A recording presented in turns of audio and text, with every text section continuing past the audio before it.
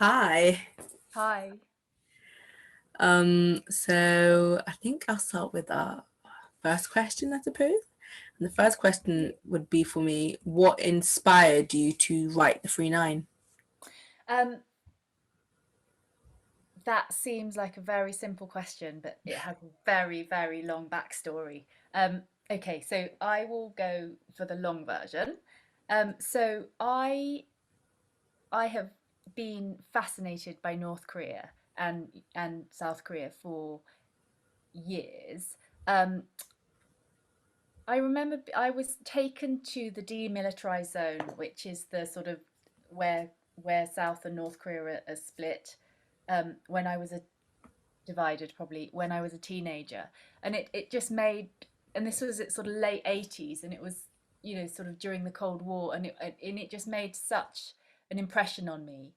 Um, and also just because I'd grown up in England, and just sort of going to Korea at that time in my life had a huge effect on me because it was such a just it felt like a very, very turbulent country, because at the time I was sort of staying in Seoul, and there were student demonstration, there were sort of democracy uprisings against the sort of military dictatorship there. And then with sort of going to the 38th parallel, which is where North and South Korea are divided, it just was the most tense place I'd ever been. So that is the sort of backstory. And then I came to write another play, and that was because a Korean friend of mine was um, translating North Korean defectors' stories for a human rights organization. And I came to find out that there were quite a few North Korean defectors living in sort of South London. So I just became really interested in their stories, and so I wrote another play called Pyongyang, which was about North Korea. And I suppose the Free9 came out of that. And when I was approached to write a play for the National Theatre Connections that needed a large cast with lots of teenage characters, I'd followed the story of the Laos Nine when I was writing Pyongyang, so that just seemed like something natural to write. Sorry, that's that's like a very, very long answer. Shall I do the short answer? The short answer is that I read a newspaper article about the nine North Korean defectors, the Laos Nine, and got really caught up in their story. No, I enjoyed both the answers actually. I Good. think I'm gonna start with the question, then we can discuss Sure. the themes after. Yeah, absolutely. That's great. So my first question is, what research did you have to do, and what experiences were you aware of? Um, so the research that I did, there is if you're studying the Free9, there is quite a lot online about the Laos Nine. So there's a lot of information about the Laos Nine. There are different newspaper articles, and there are videos of the children. So that's I looked at all of that, and then I went to quite a few sort of human rights talks and listened to North Korean defectors speaking.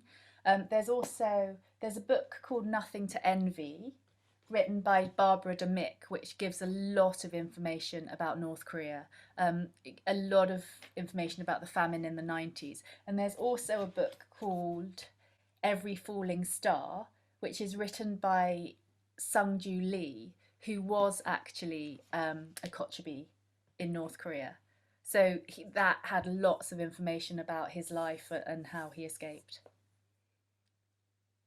So that's a really brilliant read if you're studying the play. Thank you for that suggestion of a book or play. I suppose the second question is, why did you write this play, and who was it for? Um, so it was a commission for the NT Connections. So it was written for young people to perform, and I think Connections, it has to be between, I might get this wrong, I think something between 13 and 18. So it was written for teenagers, um, and I guess I so it was written for teenagers, and I think I wanted kids who maybe came from a really different background to be able to relate to these characters and sort of see, although culturally they're so different, but I also wanted them to see the similarities and the likeness, and to be able to put themselves in these characters' shoes. And also writing it, I was also aware it was a play to be performed, and I wanted people to have a really fun time performing it. So the structure is quite different. It's quite filmic with short scenes, and the timelines are quite fun to play around with. And also, there's also quite a lot of movement in it, which I really like in theatre. And I thought people could have a lot of fun with the movement aspects and the dance aspects. And my third question is, why this topic for young people, you know?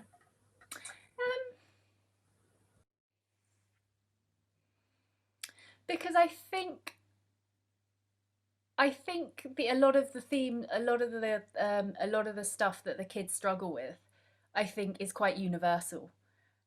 So you know, there might be kids in cities in England that sort of have come into contact with gangs. You know, some of the kids struggle in the play, sort of struggle with drug dependency. Um, they're coming to terms with gender and sort of the beginnings of sexuality and romance. And I thought they were they were themes that were accessible to young people, and that they might be sort of thinking about in other ways. Thank you. And I definitely agree with you on that about um, every child in different cities and countries could agree, because I quite got that vibe from your story. Oh, great! I'm glad.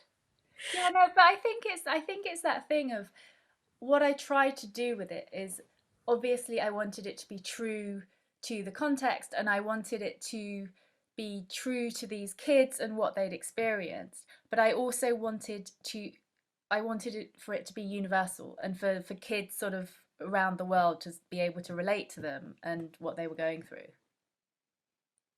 So this is a random question, but did you find that hard to do, to like kind of keep it true to the story, but relate it to other children? Was that a hard process to do, or was it easy?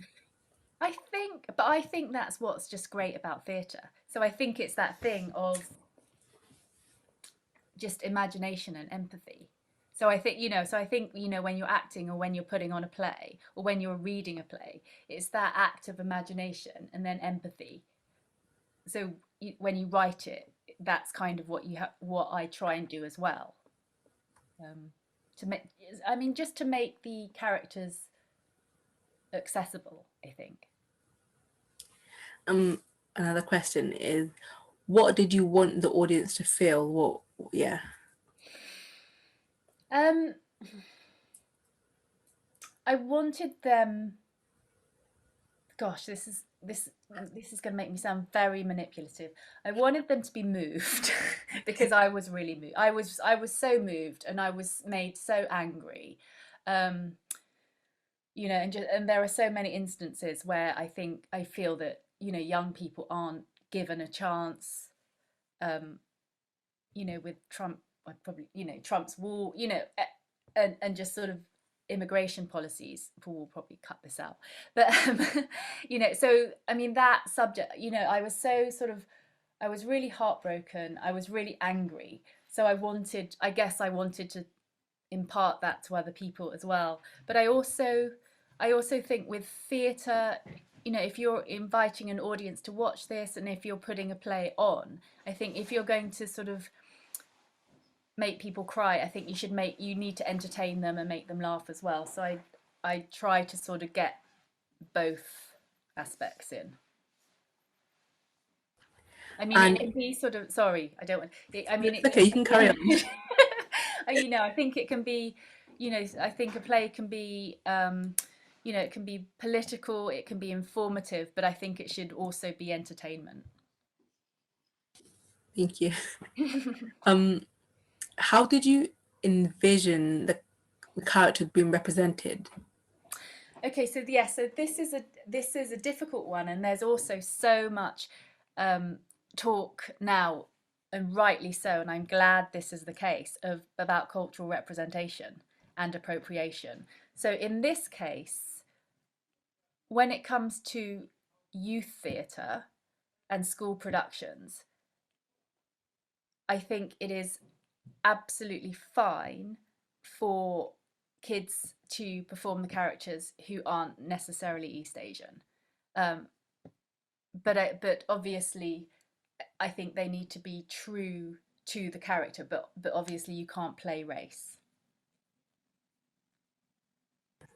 What do you think about that? What are your thoughts about that? I quite agree with what you said, and relating back to the question of how did you envision the character to be represented? In Islam, they say that God had 99 names, and like also in Christianity, they say that you've got the Holy Spirit, God, and Jesus, not all different parts of Him. And I felt like, I don't know, I felt like the characters all balanced each other out, and they all made up one person, you know. And so, in terms of how did you envision the characters to be represented, I think they were. I don't know. I think even though they represented a friendship group, they also represented one like, I don't know, like, not sure if it was one country or Yeah. or what one it was, but like a oneness of something. And I think that ties back into the friendship again, to like that's how friends are, you know. So Yeah. yeah. Well, that's interesting. That's interesting. Yeah, I think it's sort of being true to the characters and their emotional journeys. Um, and yeah, I think I think it's really exciting, the idea of just different um, young groups of young people throughout the country performing the play. You know, with different sort of racial makeups, depending on where they are. But also for me, the fact that they were, you know, Korean, and that they were trying to cross into another part of Korea to have safety, Yeah. that was quite interesting to me because I didn't know a lot about Korean culture. And, you know, I wouldn't think, I suppose it's a bit of a civil war when you think about it, in terms of East Yeah. Coast and North South Korea. And Yeah. I didn't necessarily know that. And for me, that was quite interesting, about you belong to one country, one nation, Korea, but you have to like I don't know, one safer than the other, one better. Do you know what I mean?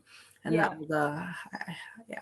So the fact that they were Korean, I think, really opened my perspective on what Korea actually like, rather than what I think it is. Well, that's really good. Does it make you want to, does reading the play make you want to understand that part of the world a bit more? Yes, definitely, because I feel like, I don't know, in school and in the news, always the same countries being mentioned, so you all have like the same Yeah. information about the same countries, you know. And I don't know, I never thought. And also, I don't know, just in school, Korea is not a topic that would, I suppose, come up a lot. So it made me definitely want to like learn more about Korea specifically, because yeah, it's just not well known, I suppose. Yeah, no, I don't think I did any. Well, I didn't do A level. I only did history up to GCSE, but I don't think I did any um, East Asian history. It That's was nice. very, I think, but this was age. It was very European. Yeah, I'm taking history for GCSE, and so far we haven't talked about East Asian history either.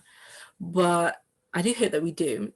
And yeah, but also I want to know about the history of it, obviously, because the history, it showed how a nation is built. It showed the foundation that it's set on. But I suppose I also want to know about 21st century Korea, because that Yeah. also show about how it's changed, how it's, come through the ages. And yeah, I really do hope we do that. Another question is, how should the forgotten be staged? How should it be staged? Were they? Um, I think that is. I think there are loads and loads of different ways that the forgotten can be staged, and I think there's. I mean, you could almost do them. You could almost do it like a ghost story. I kind of think that I sort of think that they're the. I think they're the sort of the people who are sort of my when I was writing it, my idea was that they were the sort of people who were sort of in the political prisons in North Korea that were sort of forgotten and not talked about, or maybe they were ghosts. Um, so yeah, I mean, you could. I think that it could be done as that. There are lots of different ways to do it. I think you could do it as a ghost story. You sort of them sort of coming out of the shadows. Very sort of. I think of them as very movement based. Like really use the lighting, use the set. Just sort of have them popping out, or um, and just sort of always present somehow. But I think that I think you can have a lot of fun playing around with that. I definitely agree. In my head, I envisioned them as like characters that were always there, but like when they spoke, the light would come onto them. Yeah, yeah. But just sort of always watching. Hmm. But also, they remind me of like I don't know, all-knowing creature because like they see all, and so Yeah. it's with a bit like the subconscious, you know. They Oh, remind that's really nice. Yeah. because And of you're, yeah, that's really nice. I like that. how they bring up, you know, forgotten memories and things like that. And yeah, so they kind of remember subconscious, like you know, some people speak to themselves in the head. That's what I Yeah. it as well. Yeah, and there's also a sort of element of the characters sort of try not to see them, or they're trying to repress them because they're too painful to acknowledge. So that I think that's quite nice that they're sort of always being pushed into the shadows, but they're always creeping forwards. And before we move on to the themes Mhm. of the play, do you have any questions you'd like to ask me? Yeah. So what was your reaction the first time you after your first the first time you read the Free9? My first reaction slash instinct, I think, was to learn more about Korea straight away. Was like something that, Mhm. yeah, even though, yeah, yeah, that was my first reaction. Also, I think it got me thinking a lot about refugees, I suppose, because I don't know, I just don't think in my head there would be people in Korea struggling in terms of poverty, in terms of war. I don't know why, but it's just yeah. Yeah, So I think yeah. I guess that's because I guess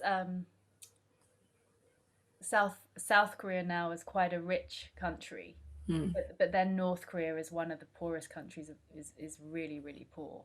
So there's that difference, so that's interesting.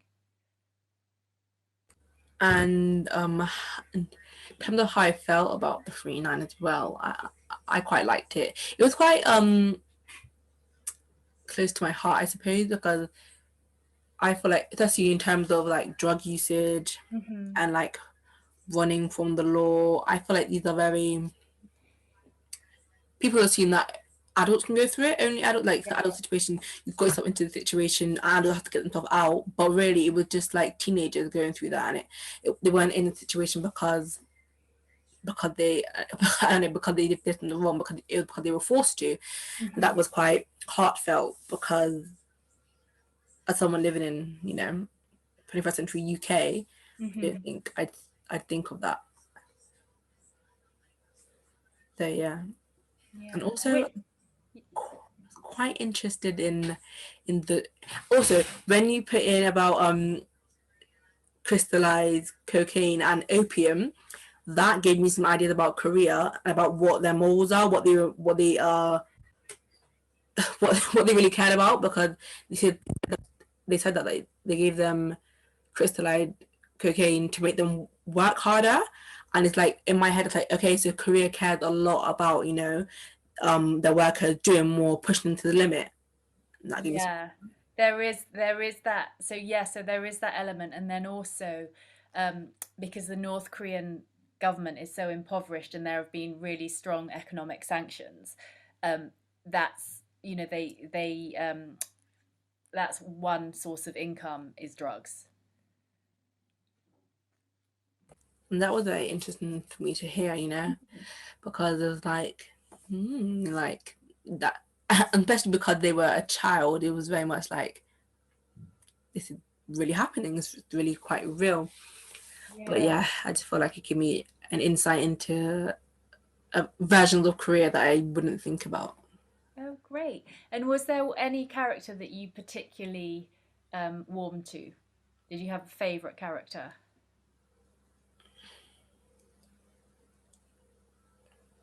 Well, I didn't quite like The Forgotten, but I don't think I don't think a bit. I don't think I particularly warmed to one character Uh-huh. simply because I felt like they all represented different personalities of a person. Yeah, Like in okay. my head, I saw them as one. Oh, yeah, that's so interesting. And do you, um, what, in terms of drama, do you sort of gravitate towards, or maybe you don't yet, do you gravitate towards sort of acting or directing or Well, design or at the moment everything? well, I'm in a drama group, so definitely I gravitate towards acting. Ah, okay, great. But I do quite like writing the script actually. Quite into that. I'm quite into poetry as well. So Oh, wow. yeah. But yeah, like I said, I didn't think I had a favorite or gravitated to more one character because I saw them as each different personality or each different emotion that would just be personified. But yeah. Great. So I think we'll move on to the themes to discuss and pick my favorite one of my favorites. Um One of the questions that stands out to me is com- the complexity of societies, and was that a main theme in the Free9? Because for me it definitely was, like how complex society is, and also how different it, how complex society is over here in the UK, but also maybe society is built up in a different way in Hmm. Korea, and I Yeah. suppose what others, what is society like in Korea, I suppose. Well, I think in North Korea, there are, although it's supposedly communist, there are loads of different social levels, and I think it's called what's it called? It's called Songbun, which is, so if you have high Songbun, you probably live in the capital, which is Pyongyang, and have a better job. And if you have low Songbun, which perhaps you had a relative that fought for South Korea in the war, or you'd fallen out of favor, you would probably be sort of more in the north of the country where there's less food and it's harder to make a living. You'd be restricted to certain types of jobs. So my thought is that these kids, because they crossed over to China and their parents had died from famine, my thought was that they were probably from the north of the country and were from the lower classes. So yeah, so there's a really, really rigid class system, even though it's supposedly communist. And That's then there's also a sort of generation of, I think it's like three generations of cleansing. So so say if you're say if someone fought for the South and the Americans in the Korean War, that punishment would be carried through three generations. that's very interesting actually. So those kids wouldn't have been able, there was no way for those. So if you're born, if your ancestor fell foul of the regime, there would be no way you could improve your life chances in staying in North Korea. But knowing that for me makes me think that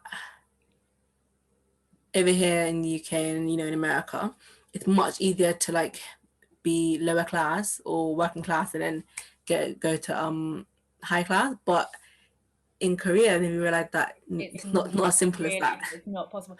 And also because I was sort of because I was, I was sort of interested in why so many North Koreans came to the UK. And also, I mean, South Korean society is also very hierarchical, and it's very, very competitive.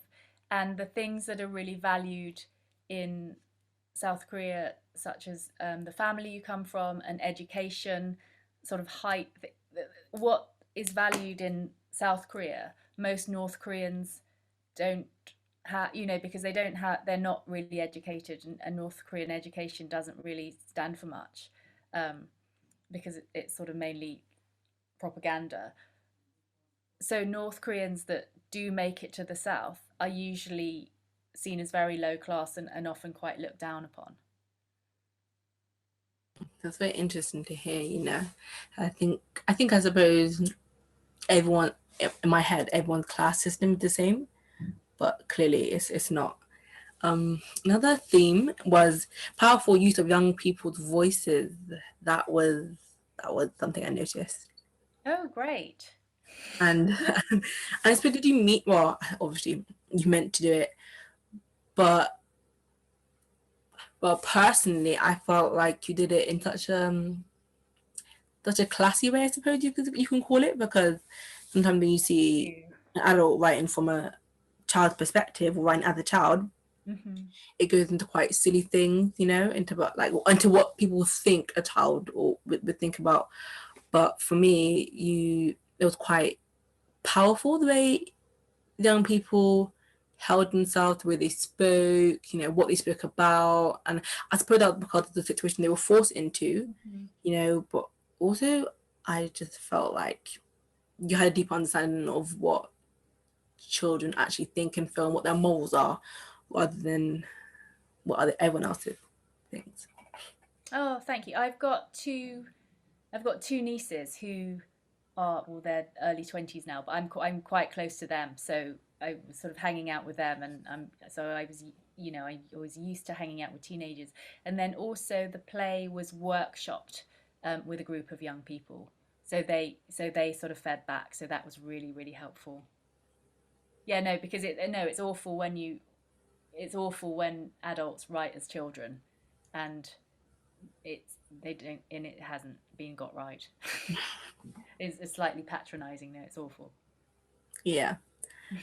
Another question or theme that jumped out was religion, Yeah. colonialism, and Christianity, and how you intertwine that and what it is like in Korea. Okay, so let's start with the colonialism and then deal with religion and Christianity. So Korea was, God, when was the actual date? So from the beginning of the 1900s, Korea was a Japanese colony.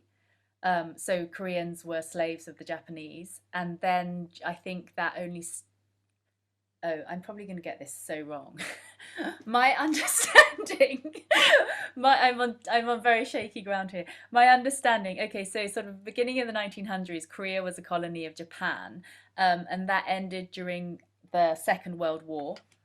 Um, and then that's when and then sort of after the during and after the Second World War, there was sort of friction between the first, I think, yes, Kim Il Sung, who was the communist from the north with China's backing, and then the south was backed up by America. So then the Korean War was in the 50s. So yeah, the colonialism was, Korea was a colony of Japan. So it was quite a really sort of difficult. So they were a colony. Then there was the Second World War, and then there was the Korean War, and then the two countries were divided. So that's the sort of colonial bit. And then in terms of Christianity, so Christianity, I think, is forbidden in North Korea. Traditionally, I think Korea was Buddhist, and there was sort of shamanism and ancestor worship. I'm not sure at what point Christianity took root, but South Korea now has quite a lot of Christians. North Korea persecute Christians and religion isn't allowed. Having said that, um, before the Korean War, there was quite a lot of Christianity in North Korea, and I think Kim Il Sung sort of used the whole thing of God the Father and God the Son, and used sort of Christian ideology in sort of shaping um, the psyche of North Korea. That's very interesting because I don't know, I just didn't think that, I suppose Christianity spread that far. And also to hear that you get prosecuted if you're Christian, because, you know, we live in a Christian country, so we're taught that, you know, not everyone's Christian, but Christianity is the right way to go, and, you know, Christians love all and everyone loves Christian type kind of vibe. That's the vibe that I get, but it's very interesting to see that. Yeah, and actually, one of the things that sparked me sort of writing about North Korea was a friend took me to, it was a sort of human rights film, I think, that was being shown at Amnesty International, and um, it was a film about North Korea's persecution of Christians, and that's, I think, was when I became aware of that there was a sort of defector community. There, you know, I was in amongst the defector North Korean defector community, and then someone was sort of giving a speech afterwards who was a Christian, and he was sort of trying to send Bibles to North Korea. And it made me so angry, because it was like, why, you know, why would you do that? You know, you'd send a Bible to North Korea to convert people, and you know, that actually puts them in danger. But then it's really complex, because also a lot of the people at the forefront of helping North Koreans escape and getting them through China are Christians who sort of run the underground railroad that helps defectors. But you know, they'll only help them if they convert to Christianity. So that I find really complicated and fascinating. The fact that if you convert to Christianity, then they help you. Yeah, That I know. shocked me, and actually, it it really, okay. I suppose that actually is no question. Yeah. Do you have any? What do you call it? What's the word for it? Like, I don't know. Do you feel like sad for the Christians getting prosecuted? Because in my head, Yeah. it's kind of like, well, you know, I'm Caribbean, and what I know of Christian in the Caribbean is that Christianity was quite forced onto people. Yeah. So to see that they're getting prosecuted in another country, for Yeah. me, that's just like kind of karma, you know, you know, Yeah. not not to be rude, but I mean in terms of what Christianity has done, and like how, but in terms of also how they like to be dealt with, because also like you don't get help unless you're Christian. For me, that goes against That goes against, Christian yeah. Yeah. I belief. mean, surely you would help someone regardless. And also it felt kind of uh like the Christian people in your story was they were more they're more concerned about people converting to Christianity rather than actually helping them. And I mean that in terms of they had a lot, essentially, wouldn't you think they had a lot of fake Christians, in terms of they're only Yeah. acting like they're Christian just to get help. For me, if I followed a religion, I would want true believe people actually believed it. Not, I wouldn't be like, oh well, you if you don't believe in my religion, you can't be friends with me, because that would make, I suppose, fake believers, you know. Yeah. Yeah, no, I was really sort of torn by that, because I think the pastor in the going back to the actual story in newspaper, in the press, the pastor who helped these kids, was Christian, and he put himself in great danger, and he really did help like a lot of people escape. But then it's just the sort of trying to sort of basically coercing people to hold a certain belief before you'll help them. I struggle with. Yeah, I just felt like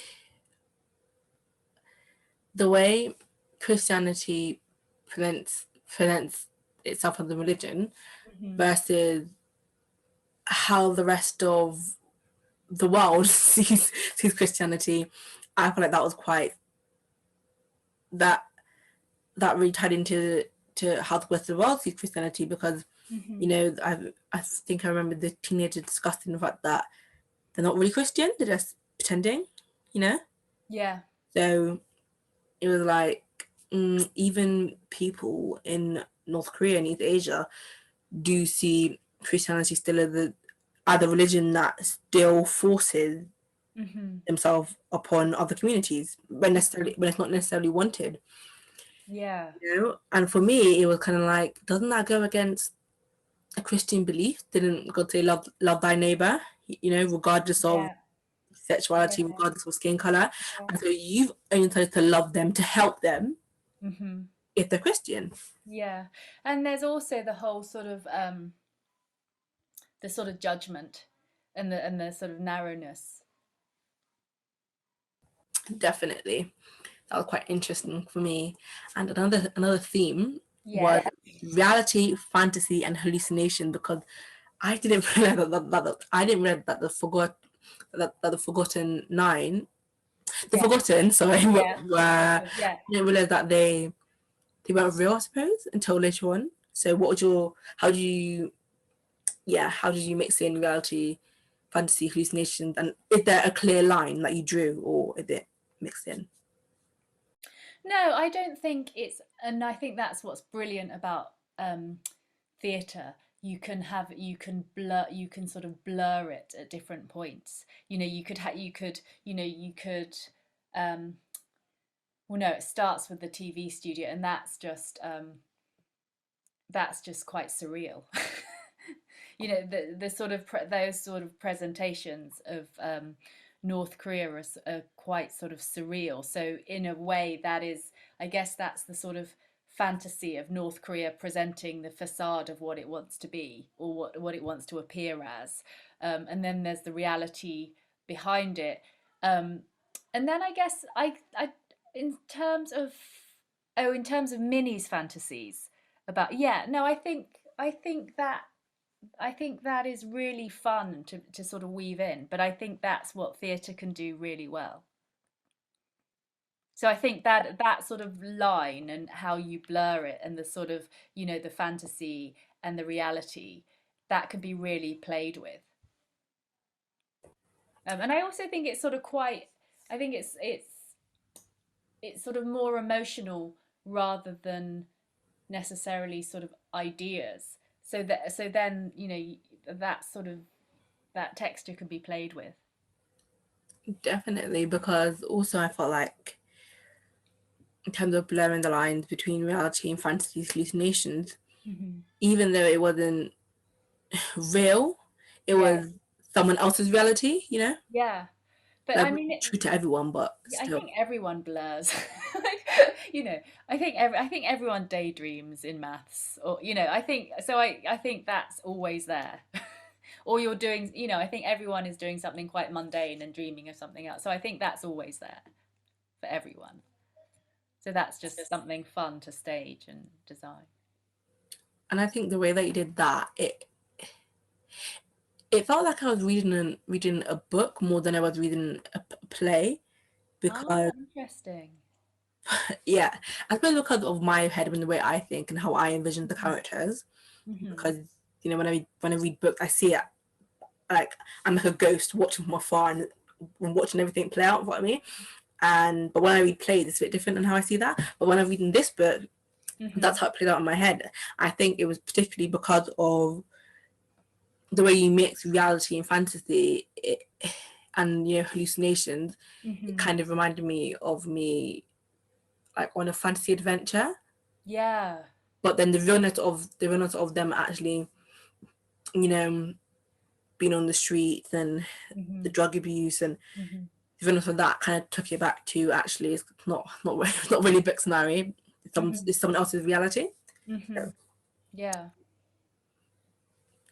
quite enjoyed that. Yeah, and I think there probably is something about having, if you're in a if you're in a place that's really tough, I think you might need to have a really, really rich fantasy life, or somewhere else to retreat um, to keep going on.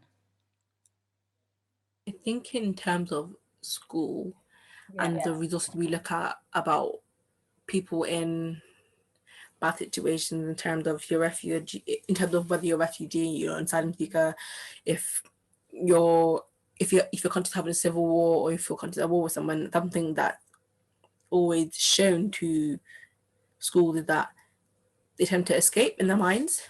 Yeah. Yeah. Yeah, and even though it did feel like a book, them escaping their minds kind of had a link to actually no, still a bad situation, and it really, I feel like it really stressed how bad the situation was. The more they dreamt, the more stressful I felt. Like the more they dreamt and hallucinated, Yeah. the more it showed how much of a stressful situation they are. And I suppose I looked at the hallucinations like a metaphor to the more hallucinations you have, the worse it's getting. You know, the situation. Oh, that's interesting. Oh, Yeah. I hadn't thought of that. That's so brilliant speaking to people because you can point things out that I hadn't thought of.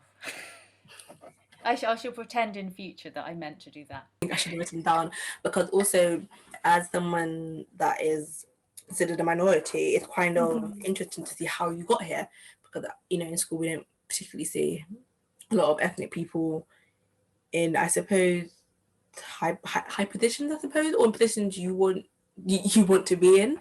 So I just, yeah, how did you Yeah. get to where you are and who helped Um, you, what helped you? Yeah. yeah, no, sure.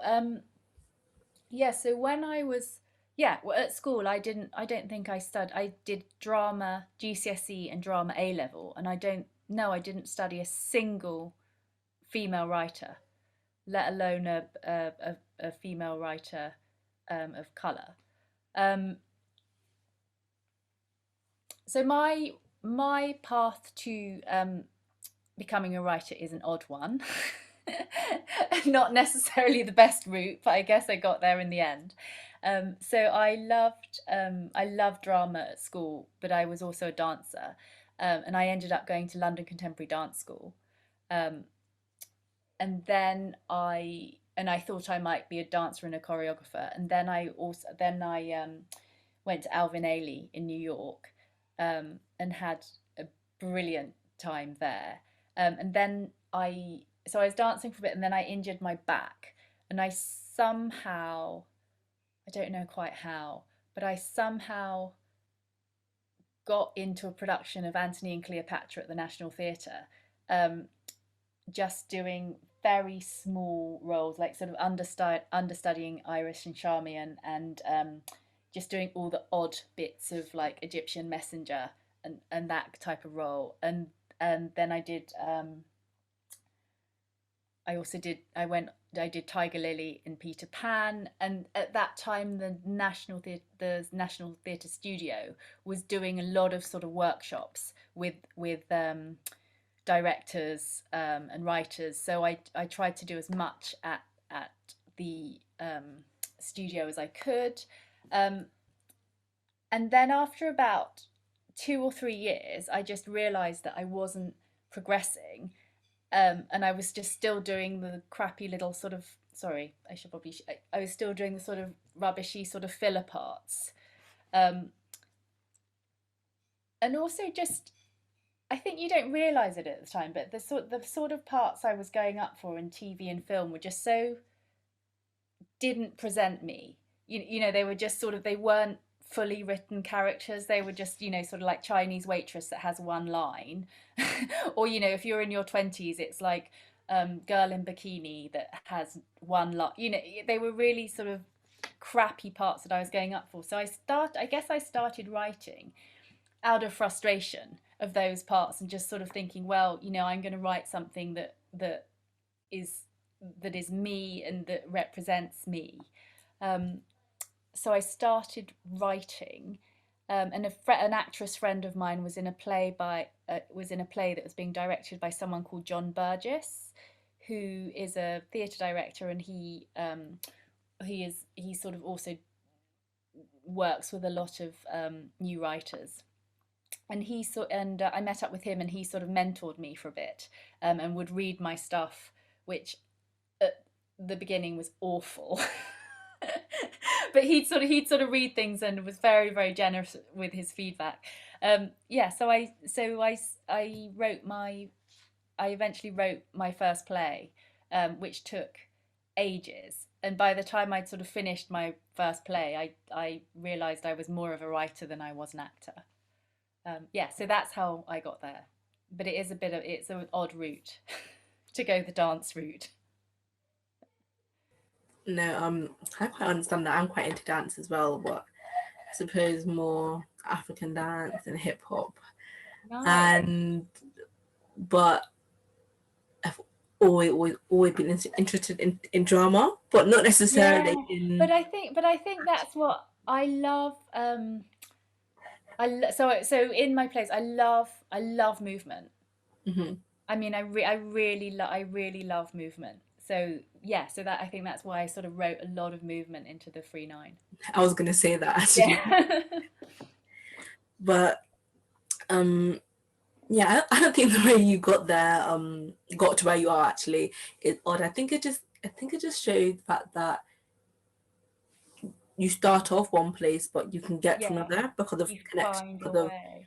the way life goes. You know. Yeah, and I think I also didn't. I think it took me.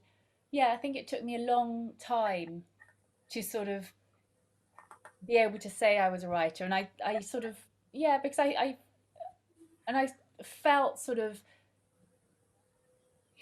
how did I feel? I felt sort of insecure. I guess because I hadn't sort of been to university, and I remember doing a course. I think what was it? I was on the 50 at the Royal Court years and years and years ago, and I felt really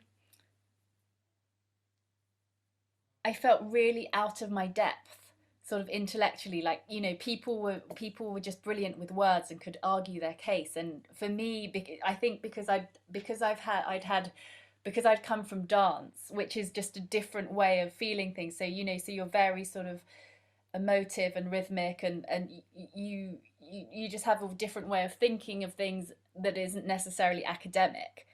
I felt really sort of at sea with that, and that I couldn't put my ideas forward. So I think it took me a long time to sort of say to myself, "Oh, I'm a writer."